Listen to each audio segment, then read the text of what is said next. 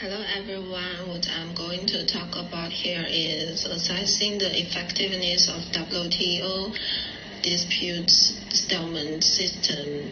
Compare this effectiveness in developing and least developed country.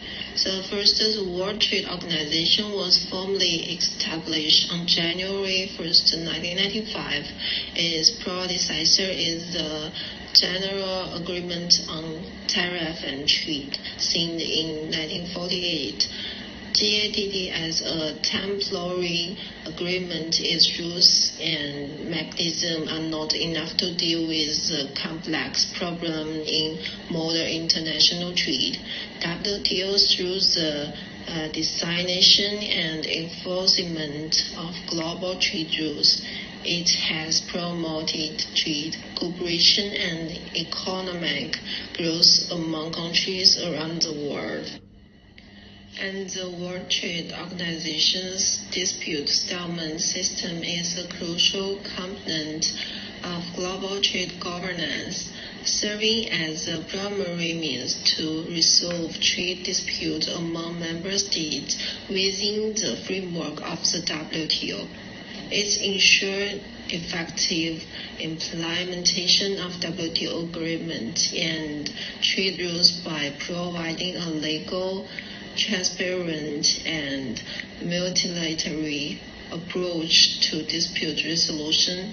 However, it is important to note that the effectiveness of this mechanism varies based on countries' development status.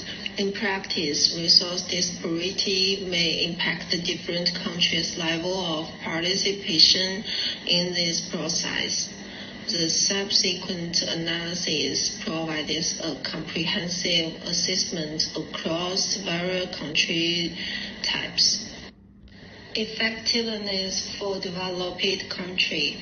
Developed countries such as the United States, the European Union, and Japan as the primary users of the WTO dispute settlement system.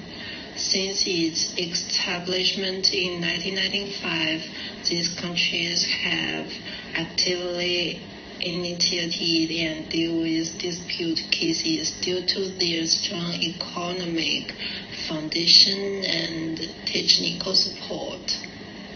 They frequently engage in litigation or respond to a lawsuit within the framework of multilateral rules to protect their trade interests.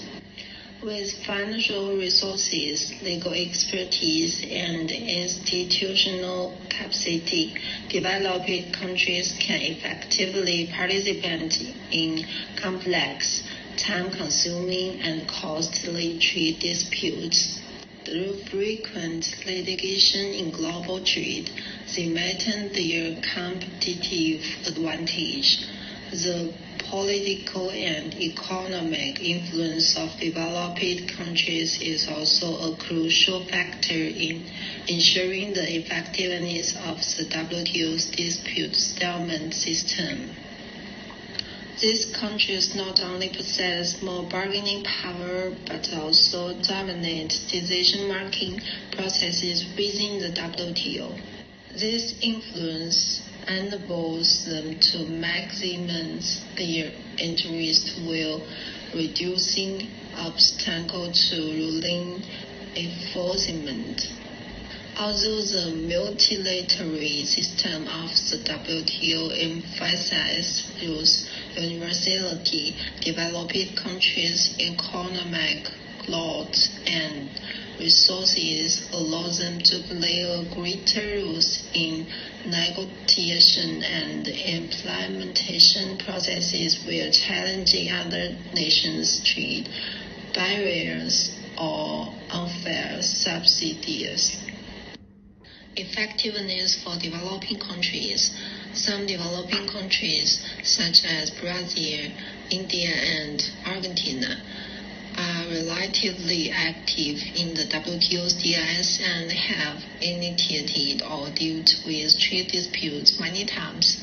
However, compared with developed countries. Most small developing countries participate much less frequently in the WTO dispute settlement system than developed countries.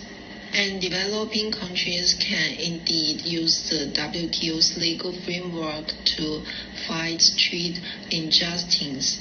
However, due to the lack of technology, capital, and human resources, many developing countries find it difficult to actively participate in the WTO dispute settlement process or choose not to initiate litigation due to high cost or fear of possible economic or political retaliation. Moreover, many developing countries lack the appropriate technical and legal experts to prepare for and deal with complex litigation procedures. Even though they face unfair treatment in global trade, despite the challenges and limitations, some developing countries have successfully used the WTO's dispute settlement mechanism to defend their interests, such as Brazil's lawsuit against the United States cotton subsidy policy, and after years of litigation, the WTO ruled that the United States subsidy policy violated WTO rules, and Brazil won. Brazil won a favorable ruling through the WTO's dispute settlement system, which allows the winning party to take retaliatory measures, but has relatively limited leverage when actually implementing retaliatory measures against the United States, suggesting that the challenges faced by developing countries and the enforcement level, even if they win legally, may be difficult to achieve the expected economic returns in reality. Overall, there are significant limitations to the effectiveness of the WTO dispute settlement system for developing countries. Although some developing countries can use the DIS to defend their trade interests, the lack of legal resources, insufficient technical capacity, limited regulatory capacity, and the compression of policies with limiting the effectiveness of this mechanism for most developing countries. Moreover, the dominant position of developing countries in the design of institution has increased inequality in the global trade system.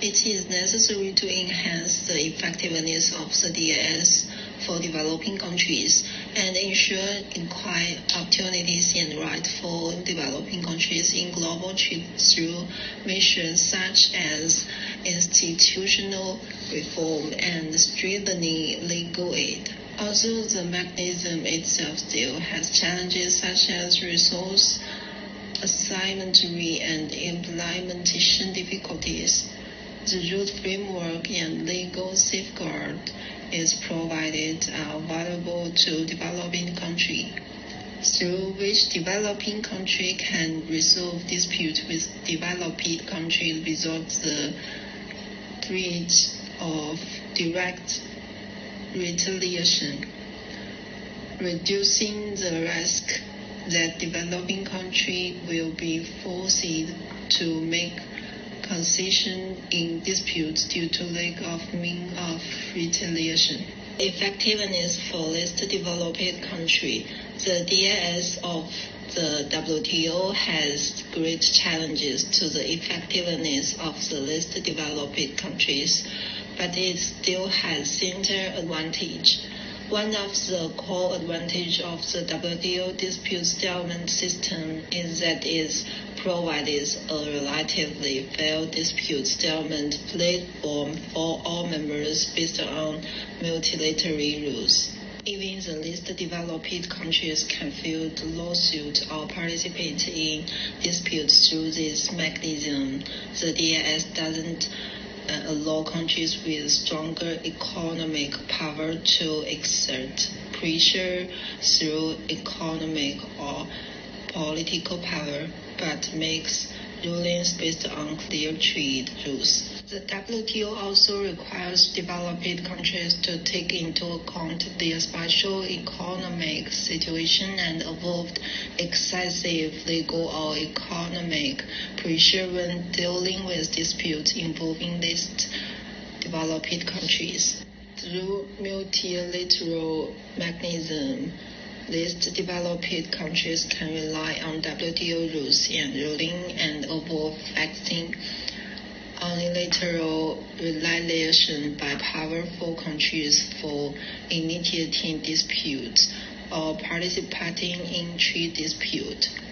Although the DAS provided a multilateral dispute settlement plan for all members, the least developed countries have for many years found it difficult to make full use of this mechanism to safeguard their rights and interests due to lack of resources, insufficient implementation capacity, limited policy space, and institutional inequality. Consideration should be given to future increasing technical assistance, reducing participation costs, and strengthening implementation guarantees to ensure that underdeveloped countries enjoy fair rights and interest in the global trading system. And the last one is the literature that I referred to in this page, and this is the end of it. Thank you for watching.